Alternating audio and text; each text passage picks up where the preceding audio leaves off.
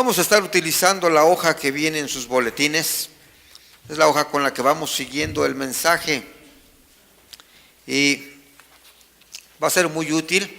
Si alguien no tiene una pluma, por favor levante la mano y ahorita se la hacemos llegar para que puedan llenar su hoja de seguimiento de la predicación.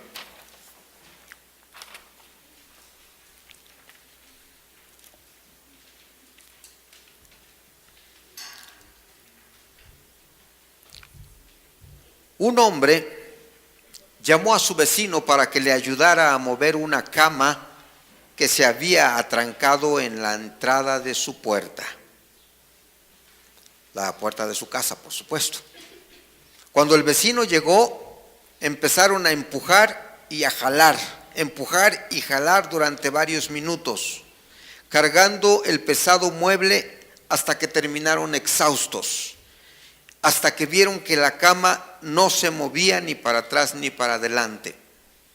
Finalmente el dueño de la casa dijo: olvídalo, vecino, nunca vamos a meter esta preciosa cama.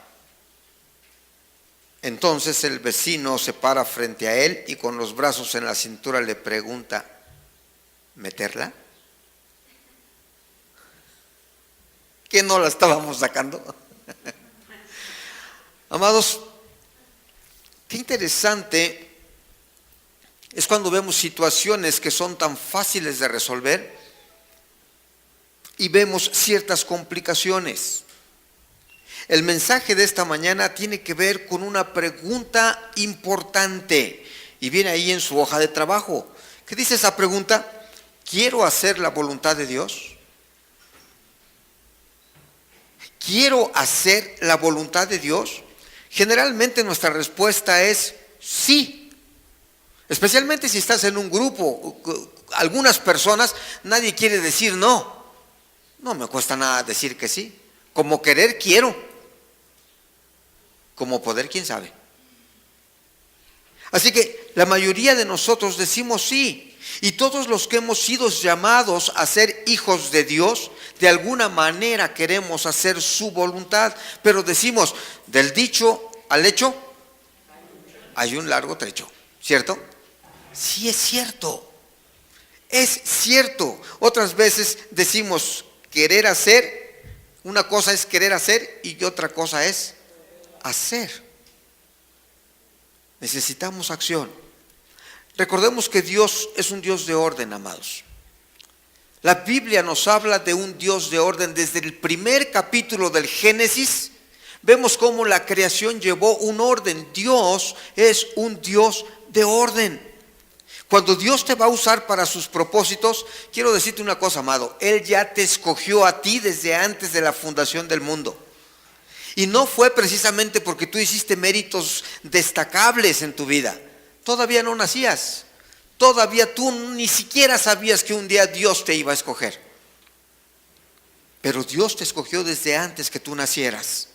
Y hoy vamos a ver cómo Dios empieza a poner orden en la vida espiritual de Moisés, en la vida espiritual de su familia. ¿Para qué? Para que Moisés pueda tener autoridad espiritual al guiar a Israel fuera de Egipto. El título del mensaje de esta mañana es: cuando Dios te la pone difícil. Cuando Dios te la pone difícil. Vamos a orar. Padre Santo, te damos gracias en esta tarde. Gracias porque tu palabra nunca vuelve vacía. Siempre cumple tu propósito. Siempre hará lo que tú has planeado cuando las personas escuchan tu palabra. Agradecemos, Señor, la manera como tú nos impactas. Y te pedimos que nos des esa inteligencia y sabiduría para discernirla el día de hoy. En el nombre de Cristo Jesús te lo pedimos. Amén. Cuando el Señor nos escoge, amados, hemos dicho, no nos escoge para tenernos en un aparador. Nos escoge para que hagamos sus propósitos. Y estos casi siempre, de hecho siempre, son buenos propósitos. ¿Y sabes por qué? Porque son propósitos para su reino. De manera que cuando Dios hace esto, definitivamente está pensando en algo que va a ser bueno para nosotros y va a ser bueno para su reino. ¿Cómo lo sabemos? Efesios 2:10, ayúdenme a leerlo por favor. ¿Qué dice? Porque somos hechura suya, creados en Cristo Jesús para buenas obras, las cuales Dios preparó de antemano para que anduviésemos en ellas. ¿Qué significa eso? Que Dios tiene las tareas diseñadas específicamente para ti y para mí. Su voluntad es lo mismo para tu vida que para la mía. Es más, Dios no creas que está preparando un plan específico para Juan, otro para Pedro, otro para Felipe. No, hay un plan específico en donde Juan, Pedro y Felipe se ajustan al plan de Dios. Y ese plan tiene sus aristas, tiene sus elementos, pero tenemos que ajustarnos a ese plan de Dios. Sin embargo, aun cuando Dios tiene una voluntad definida para nuestras vidas, podemos encontrarnos con obstáculos. Podemos ver que esos obstáculos van a hacer nuestra obediencia a Dios más difícil, a menos que, por supuesto, hagamos su voluntad desde el principio de nuestra relación con Él. Pero en la práctica y en la experiencia nos damos cuenta que aun cuando decimos que sí queremos hacer su voluntad, siempre estamos luchando contra nosotros mismos, contra nuestra naturaleza pecaminosa. El pasaje de esta mañana nos habla de 3 circunstancias que suceden en lo que Moisés bajó del monte de Horeb después de haber hablado con Dios. Y si ustedes tomaron atención en el pasaje, te vas a dar cuenta que primero llega con su suegro Yetro a decirle: suegro, me voy a ir a Egipto a ver a mi familia. Pero no le dijo lo que Dios habló con él. No le dijo cómo Dios trató con él. Y como llegó con esa resolución, ¿verdad?, a decirle a su suegro, el suegro le dice: está bien, Moy, vete en paz. Fíjate, un suegro consciente, tienes 40 años que no ves a tu familia, es justo que vayas a ver a tu familia. Nos alegramos de ver a la familia, ¿no es cierto? Así que no le fue extraño que Moisés dijera: finalmente va a ir a ver a su familia, algo debe estar pasando. Lo segundo que pasó con Moisés fue, después de tomar a su mujer, tomó a su mujer y tomó a sus 2 hijos, Gersón y Eliezer. Y entonces él recibe instrucciones claras de Dios respecto a la tarea que va a hacer. Moy, no te preocupes, vete a Egipto, ya no hay nadie que te quiera matar. Y segunda instrucción: hazle frente al faraón. Y delante de él tú vas a tener que hacer todas las maravillas que yo te dije que vas a hacer con la vara que te dé. Hazlo, porque dile a Faraón que Israel es mi primogénito, que lo deje ir. Si no lo hace, voy a matar a su primogénito. Al final lo hizo el Señor, ¿se acuerdan? Cuando las plagas. El tercer punto fue cuando va de camino a Egipto. Llega Moisés a una posada, dice la Biblia, y aquí es donde Dios empieza a ponerle difícil la situación a Moisés. Leamos qué cosa dice ese pasaje. Éxodo 4:24, vamos conmigo, ¿qué dice? Y aconteció en el camino que en una posada Jehová le salió al encuentro. Pastor, yo ya no entendí. ¿Qué no entendiste? A ver, pastor, a ver. ¿Cómo es posible que Dios lo manda a traer al monte, le habla, le dice, luego lo baja, luego le da instrucciones, vete porque tú vas a rescatar a mi pueblo, y en el camino lo quiere matar? No entendí. ¿Se está contradiciendo Dios? No. Está aplicando su plan. Amados, ¿qué es lo que está pasando en este contexto? Aunque parece contradictorio que se lo está enviando para rescatar a su pueblo, ahora el Señor quiere matarlo. Pero cuando Dios te la pone difícil, que es la historia de Moisés y de Séfora, ellos tienen que saber algo importante. Tienen que saber, dice la línea de abajo, cómo superar los obstáculos para hacer la voluntad de Dios. ¿Será que Moisés todavía tenía pendientes algunas cuentas con el Señor? ¿Será que a Moisés todavía le faltaban cumplir algunos requisitos con el Señor? ¿Tú qué crees? ¿Por qué salió huyendo? ¿Por qué? Había matado a un egipcio. Lo estaban persiguiendo. Algo había quedado pendiente por ahí. Y amados, es interesante. Moisés vivió 40 años en la casa de Faraón. Eso le permitió participar de las costumbres de los judíos, pero las vio de lejecitos.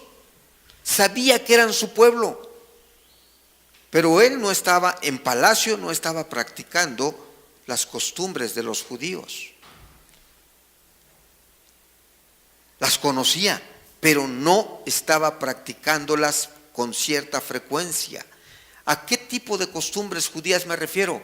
A las costumbres espirituales, a todo lo que Dios había establecido que el pueblo de Israel debería cumplir. Después, cuando sale huyendo y llega al valle de Madián y se casa con la hija del sacerdote Jetro, o Reuel, como lo llama la Biblia, ¿verdad? Aunque históricamente se reconoce que los madianitas son descendientes de Esaú, ¿verdad? Son descendientes de Abraham, con los hijos que tuvo con su segunda esposa, con Sétura, ¿verdad? A ese pueblo estaba identificado como un pueblo idólatra. No creían en el Dios de los hebreos. Entonces Moisés se casa con una mujer, ¿qué? Si se casó con Séfora, la hija de Jetro, que es un pueblo idólatra, se casó con una mujer idólatra.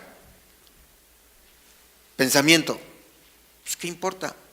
Mi pueblo está en Egipto, yo no puedo regresar a Egipto, ellos no se van a dar cuenta.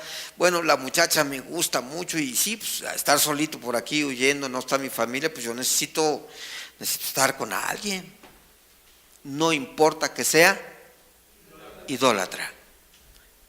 ¿Qué estamos viendo en Moisés? Faltaba ese compromiso en su vida espiritual. ¿Se le habrá olvidado a Dios haber preparado esa parte de Moisés? No. En el plan Dios tenía un tiempo para él. En el plan Dios estaba preparando los tiempos para que él pudiera comparar esta relación.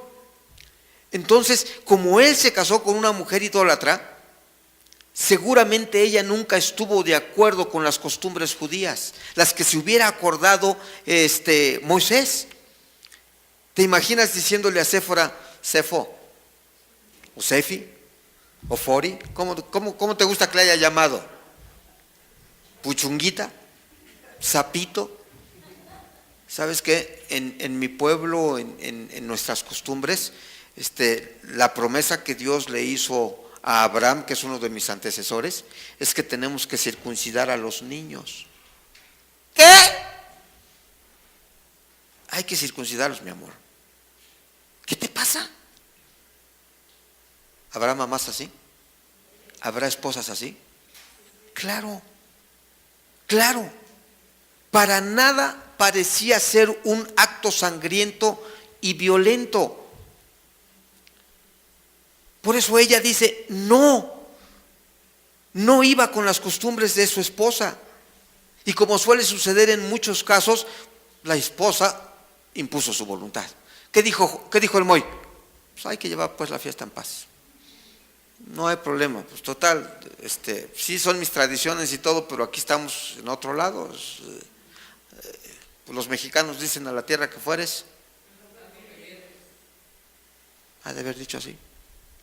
Seguramente para Moisés, amados, fue un tiempo de conflicto en la vida espiritual de ambos. Pero de acuerdo a las circunstancias, Moisés no veía la razón de esforzarse en las costumbres judías, especialmente cuando vivía con los madianitas, ¿no es cierto? ¿Para qué? No tenemos un templo, no tenemos una sinagoga, no tenemos nada que nos obligue. Por eso, él cedió ante la presión que pudo haber tenido de Séfora.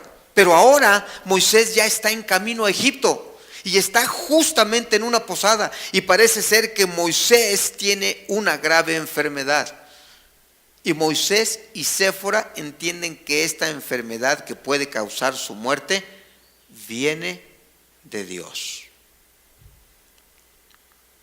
Amado, ¿cuántos de ustedes han tenido una enfermedad en donde no se curaron a la primera, ni a la segunda, ni a la tercera? ¿Quién?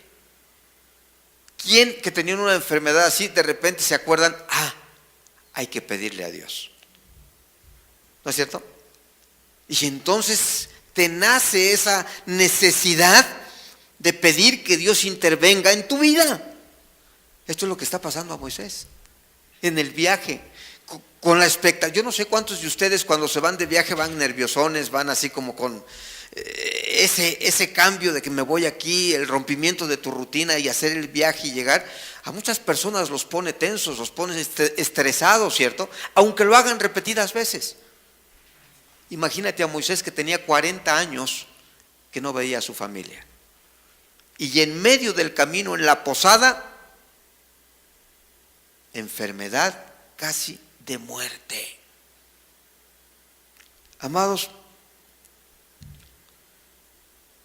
el desafío era superar el obstáculo. ¿Por qué Dios le puso esta enfermedad de muerte? ¿Por qué dice la Biblia lo quería matar?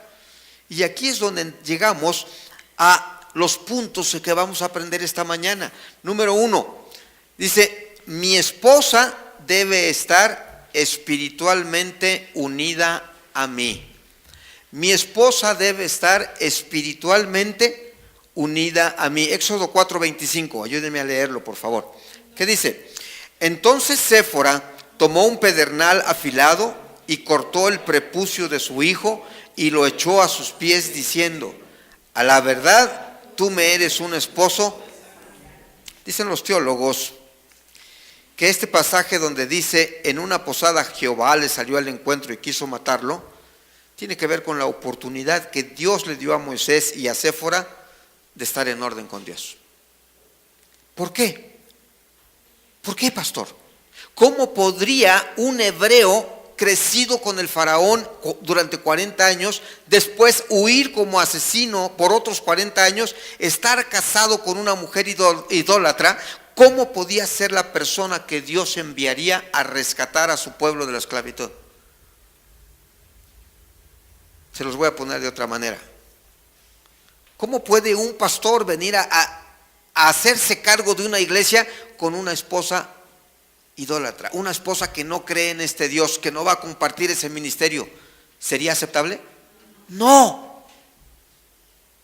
Y esto es lo que está diciendo el Señor, esto es lo que está haciendo en la vida de estos hombres, ¿verdad? De este hombre. ¿Cómo podría suceder esto?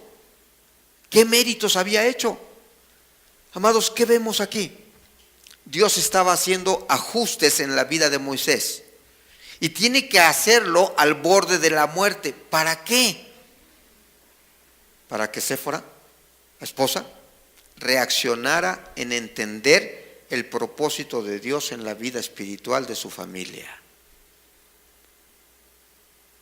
En el Nuevo Testamento se nos advierte, no os unáis en yugo desigual.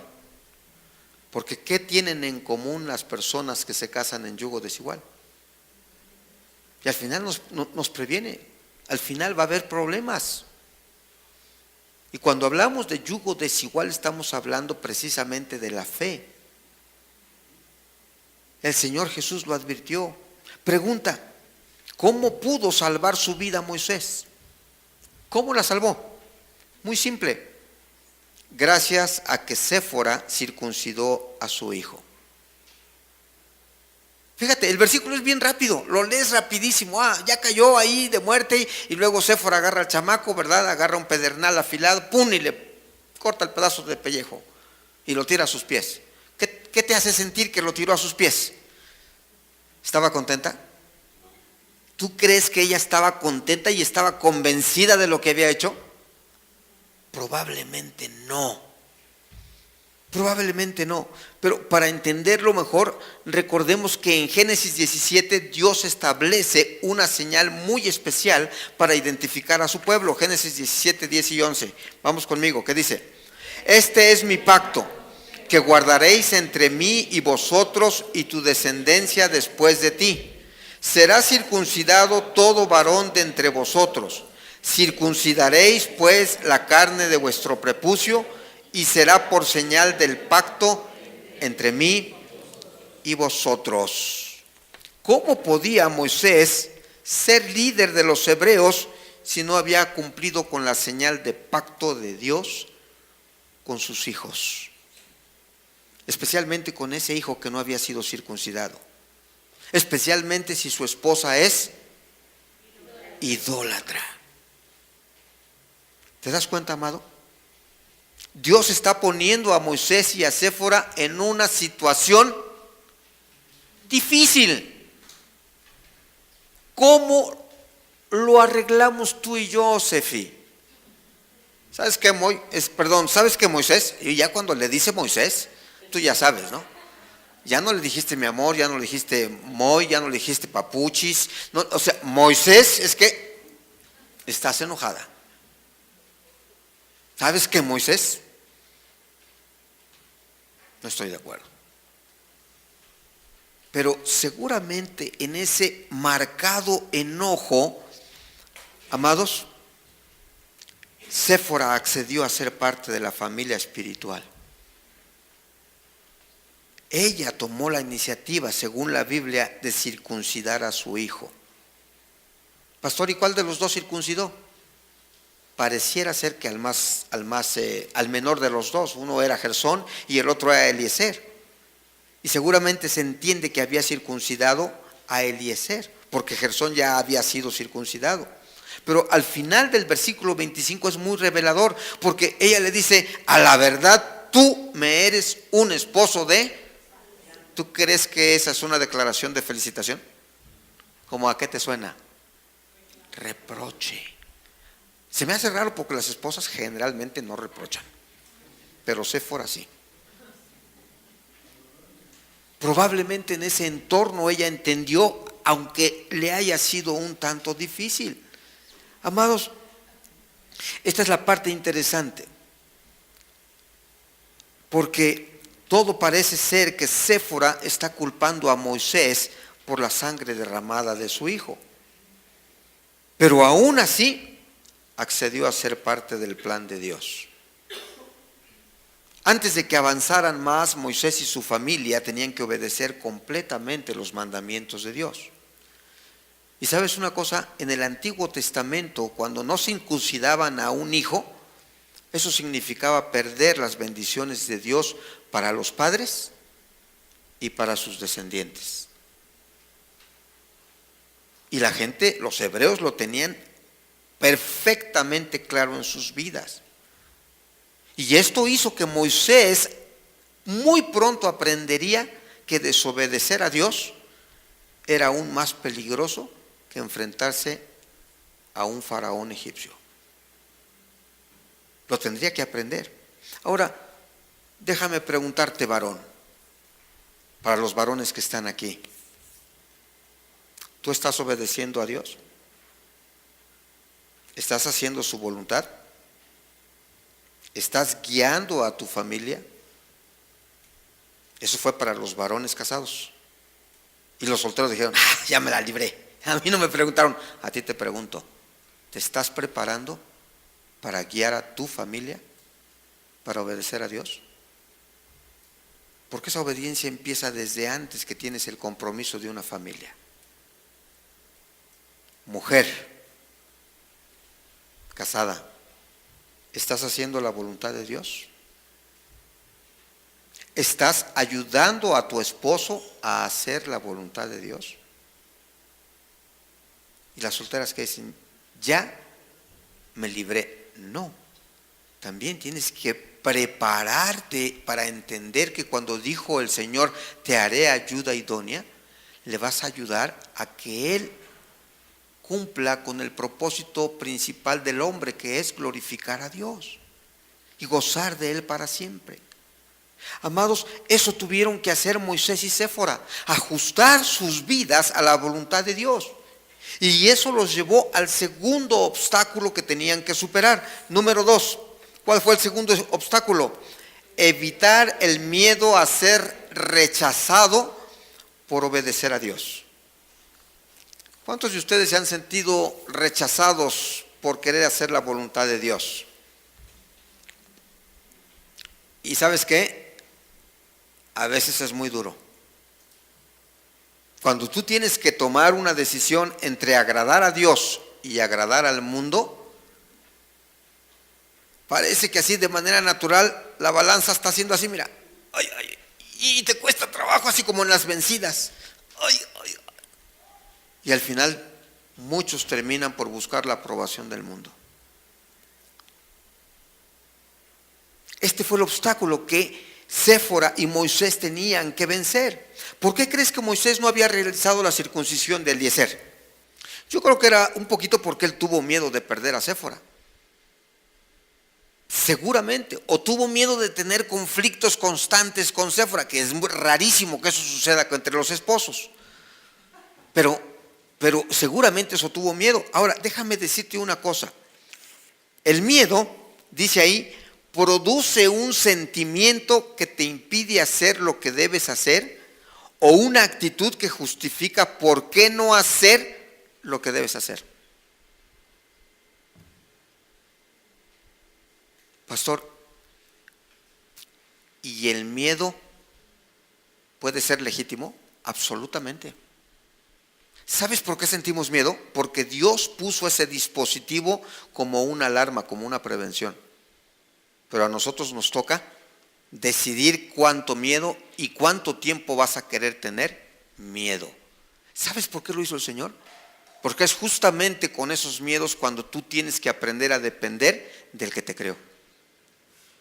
Él puso ese dispositivo, es una alarma. Cuando tú tienes un coche, de esos coches modernos hoy, por ejemplo, hay un foquito que se prende en el tablero y te avisa que se le están acabando los frenos.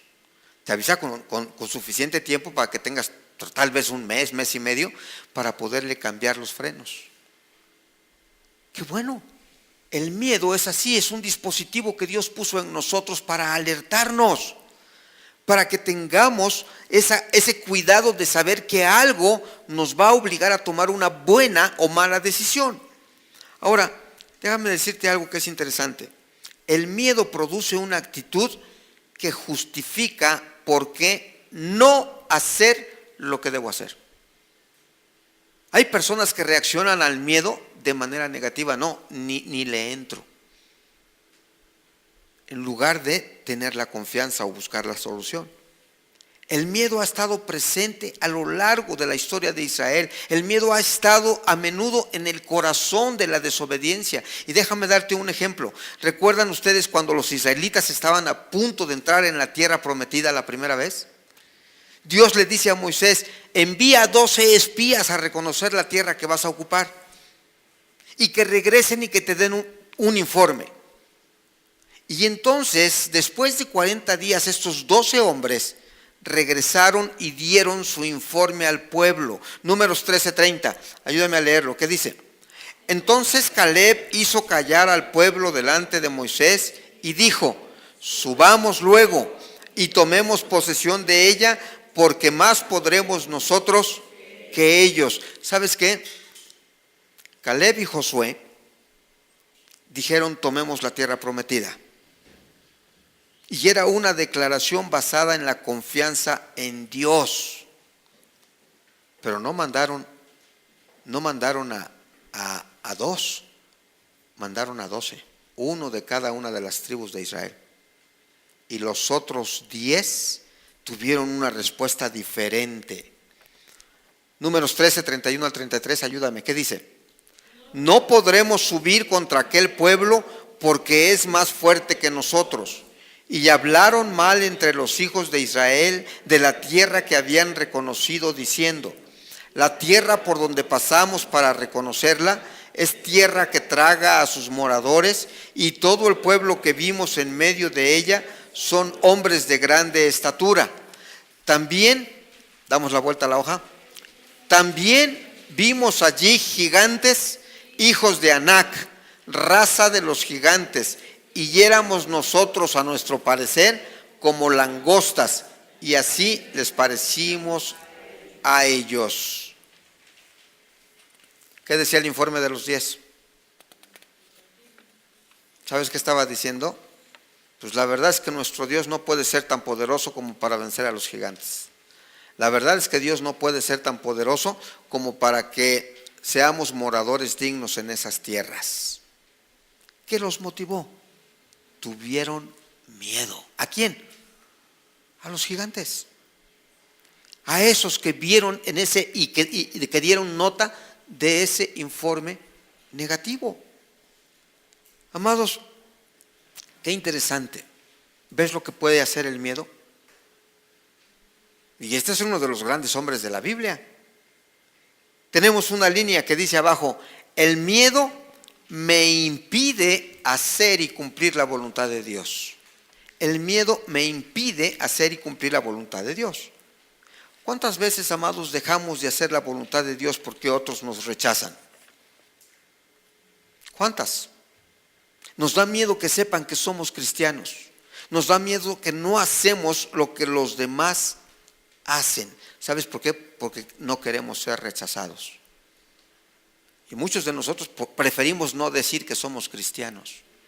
Y muchos de nosotros preferimos adoptar las costumbres de ese mundo para ser integrado en ese mundo. Aunque después lleguemos a nuestro Señor, perdóname por mis pecados y por haber ido y por haber hecho y por haber compartido y por haberme... Perdóname, Señor. Dios es un Dios de amor y Dios perdona, ¿cierto? Sí. Pero estamos pecando deliberadamente. No tentéis al Señor tu Dios, dijo el Señor. ¿Cierto? El rey David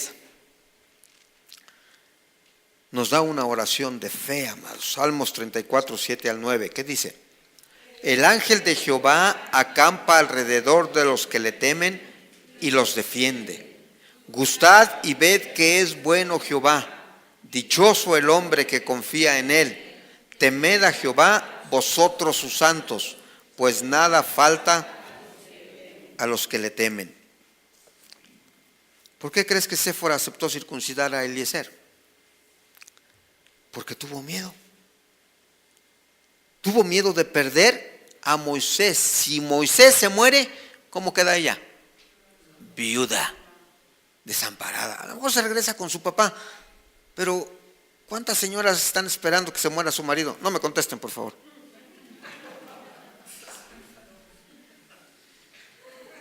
Séfora no. Séfora no. Séfora lo pensó muy bien. Había cualidades en Moisés que ella apreciaba, pero ella tuvo miedo de perder a Moisés con su muerte como un castigo de Dios. En alguna forma ella tenía una concepción de Dios y tuvo que adaptarse a la fe que después adquirió de los hebreos. Y eso nos lleva al tercer obstáculo que tenían que superar. Tercer obstáculo: comprometerme con Dios a la manera de Dios. Comprometerme con Dios a la manera de Dios. Es seguro casi que durante los últimos 40 años de la vida de Moisés, él vivió añorando su vida anterior. Seguramente se acordó de la vida del palacio, su linaje, su verdadero origen. Probablemente debió haberse sentido presionado por el estilo de vida del valle de Madián para poder añorar el tiempo del palacio de Faraón. Pero con toda seguridad también sintió la presión de la cultura idólatra de los madianitas.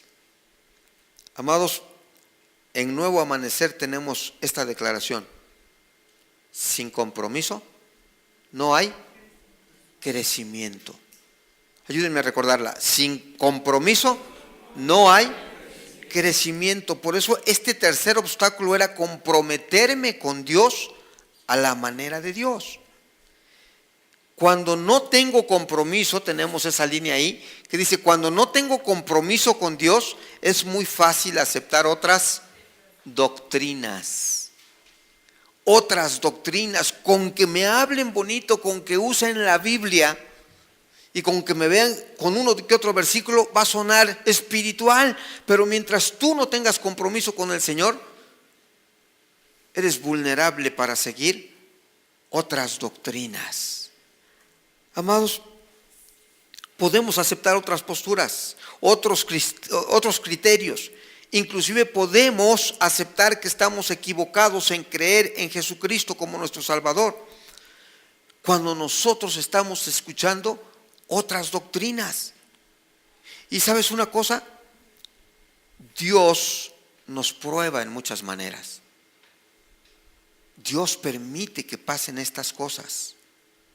Pero así como nos prueba de muchas maneras, cuando Moisés estaba por entrar a la tierra prometida, Dios le dio una advertencia. No sigas a las personas de esas naciones en sus costumbres, por eso las voy a destruir. No preguntes de sus dioses, ni menos digas que les vas a servir, porque yo lo aborrezco, dice el Señor. Y entonces, fíjate qué curioso, entonces Dios le da 3 instrucciones a Moisés. Número 1, la primera instrucción dice ahí, la primera instrucción es obedecer lo que Dios manda. Papás, ¿cuántos de ustedes les gusta que sus hijos los desobedezcan? Hijos, ¿a cuántos de ustedes les gusta que los manden? ¿Cuántos contestan yo por qué? ¿Cierto? ¿Te das cuenta que en nuestra naturaleza no nos gustan que nos manden? Y a los papás que ya fuimos hijos y que en algún momento fuimos desobedientes, pero que ahora sabes la responsabilidad de ser papá, cuando tú mandas, ¿te gusta que te desobedezcan? No. Porque entonces entiendes todo el esfuerzo que tú estás haciendo por cuidar la vida de tus hijos. En algunos de una vida material y en otros de una vida material y una vida espiritual. Como para que los hijos te digan, no me hables de Dios, no quiero saber nada de Él. ¿Y sabes qué pasa en tu corazón? Te quebrantas. ¿Cómo es posible que este hijo mío esté pensando que no quiere saber nada de Dios cuando todo lo que tiene, incluyendo sus padres, se los dio Dios? Y se dejan engañar por el mundo. Por eso esa primera instrucción es muy importante. Él está diciendo, para que te vaya bien tienes que obedecer en todo. No hay alternativas, amados. Y eso nos cuesta trabajo. La segunda instrucción que Dios da, no le añadas a lo que yo te mando. Dice, cuidarás de hacer todo lo que yo te mando, no añadirás a ello. Es decir, segunda instrucción, no le añadas nada de, oye Señor, ¿no te parece si le ponemos aquí, o le quitamos, o le cambiamos tantito? Porque somos muy dados a eso. Tratas de buscarle lo que te conviene. Y la tercera instrucción le dice, no le quites nada a lo que yo te mando. Es decir, así como te lo estoy diciendo, así es como está planeado. ¿Están conmigo? Esto es lo que le está diciendo a Moisés. Y Moisés podría haber preguntado, pero ¿por qué tanta insistencia, Señor? ¿Y sabes qué? Dios pudo haberle dicho, aguas, Moisés, aguas, porque estás empezando a dejar que fluya tu pecaminosidad cuando me estás cuestionando. Pregunta, ¿será que estamos en posición de cuestionar a Dios? ¿Tenemos argumentos válidos para cuestionar a Dios? Entonces, ¿por qué lo hacemos? Por nuestra naturaleza pecaminosa que nos lleva a la desobediencia. Deuteronomios 13, 1 al 3, vamos conmigo. ¿Qué dice? Cuando se levantare en medio de ti profeta o soñador de sueños, y te anunciare señal o prodigios, y si se cumpliere la señal o prodigio que él te anunció diciendo, vamos en pos de dioses ajenos que no conociste y sirvámosles, no darás oído a las palabras del tal profeta ni al tal soñador de sueños, porque Jehová vuestro Dios os está probando para saber si amáis a Jehová vuestro Dios con todo vuestro corazón y con toda vuestra alma. Subraya por favor ahí, os está probando, porque Jehová vuestro Dios os está probando. Amados, aquí hay personas que estudiaron la universidad y también hay personas que estudiaron maestría. Y yo no sé si haya una persona que estudió doctorado, había personas que estudiaron doctorado.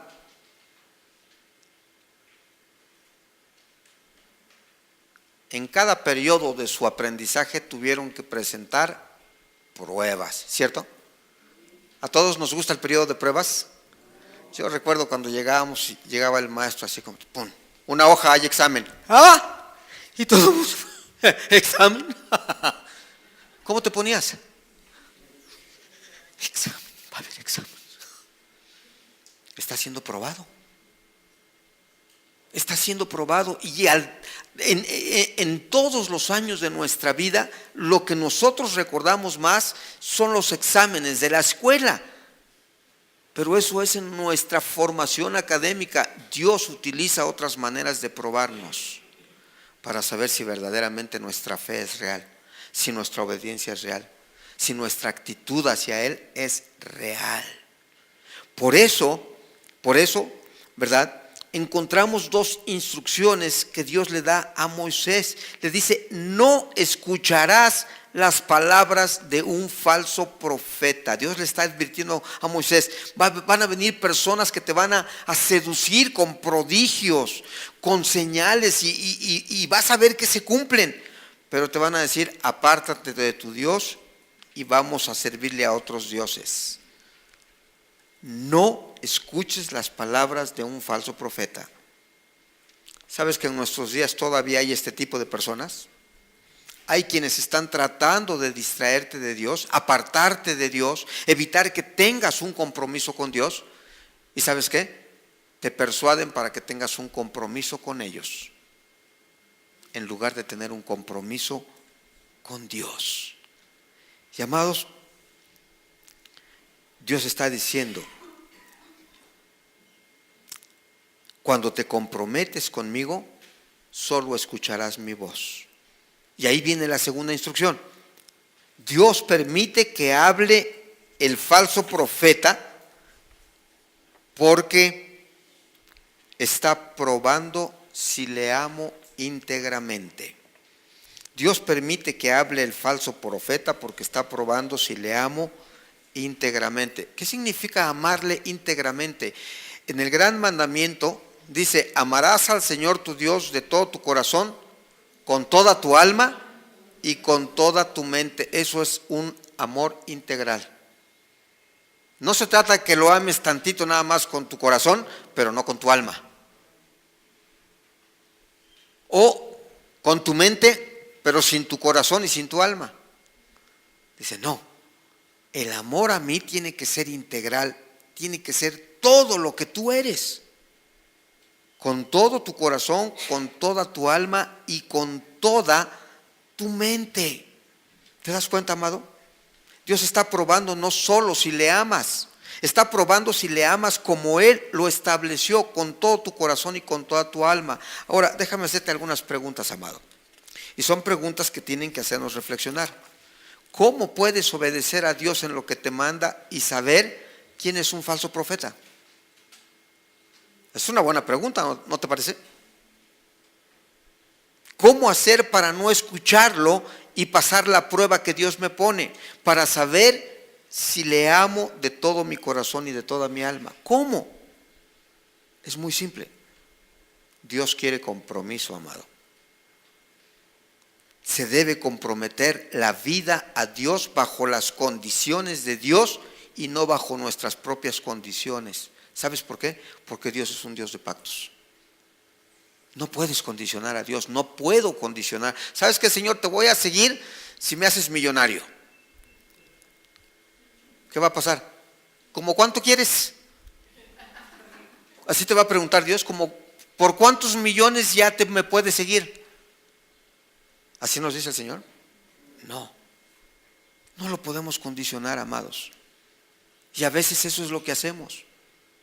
No puedo seguirte porque estoy ocupado, tengo esta actividad, tengo esta otra. Señor, cámbiame las circunstancias para que yo te pueda seguir. Y te puedo asegurar que te cambias las circunstancias y tampoco lo sigue. Porque estamos condicionando al Señor, no nos queremos comprometer. Finalmente Moisés sanó. Su esposa se comprometió en el plan de Dios y Moisés se encontró con su hermano Aarón y le contó todo lo que Dios había hecho en su vida. ¿Y sabes qué pasó? Éxodo 4:31, ayúdame. ¿Qué dice? Y el pueblo creyó, y oyendo que Jehová había visitado a los hijos de Israel y que había visto su aflicción, se inclinaron y adoraron. Fue su testimonio de Moisés. Es un testimonio de fe, un testimonio de transformación, porque hasta antes de venir a la posada, Moisés no tenía un conocimiento pleno de Dios, aunque lo había oído. Pero cuando regresó y dijo: este es el testimonio de lo que Dios hizo en mi vida, porque cuando me llamó, me mostró que estaba hablando conmigo, me dio una misión, me dio instrucciones, había cosas pendientes que yo tenía que hacer con él, y me las hizo cumplir, y me dejó ver su poder, y aquí estoy. Y entonces ellos creyeron y adoraron. Qué bendición, amado. Qué gran bendición. Le creyeron a Moisés porque Dios ya estaba obrando en sus vidas. Y se inclinaron a adorar porque estaba preparado. ¿Te das cuenta, amado? No eres tú. Es Dios obrando en sus propósitos para tu vida. Moisés estaba aprendiendo a ser un siervo comprometido con Dios. Pablo, el apóstol Pablo, decía que soy llamado a ser servidor de Dios para hacer su voluntad. Circula ser servidor de Dios. Soy llamado para ser servidor de Dios.